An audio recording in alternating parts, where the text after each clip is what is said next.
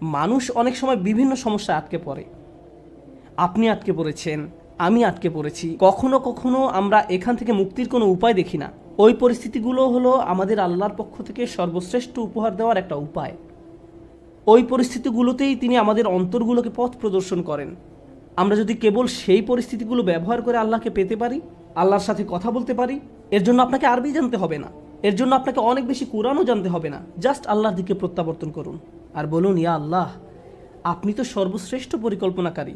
ইয়া আল্লাহ, আপনার মতো কেউ আমাকে ভালোবাসে না, কেউ আমার প্রতি আপনার মতো যত্নবান নয়। এটা কখনোই সম্ভব নয় যে আপনি আন্তরিকতার সাথে আল্লাহর নিকট হেদায়েত কামনা করবেন আর তিনি আপনাকে ফিরিয়ে দেবেন। আপনি যদি আল্লাহর কাছে একটা গাড়ি চান, তিনি হয়তো আপনাকে তা নাও দিতে পারেন। একটা বাড়ি চান, তিনি হয়তো আপনাকে তা নাও দিতে পারেন।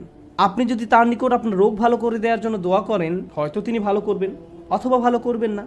কিন্তু একটি বিষয়ে নিশ্চিত তিনি আপনাকে দিবেন, যদি আপনি আন্তরিকতার সাথে প্রার্থনা করেন, আর তা হলো হেদায়েত।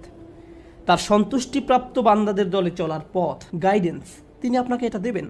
আর যখন তিনি আপনাকে এটা দান করবেন, তখন এমনিতেই অন্য সব সমস্যার সমাধান হয়ে যাবে। আল্লাহ তাআলা আমাদেরকে সেসব মানুষদের অন্তর্ভুক্ত করুন যারা সত্যিকার অর্থে তার নিকট হেদায়েত চায়, আর আমাদের জীবনের সকল সমস্যাগুলোকে তার কাছাকাছি হওয়ার মাধ্যমে পরিণত করুন, যেন তার নিকট থেকে আমরা হেদায়েত পেতে পারি।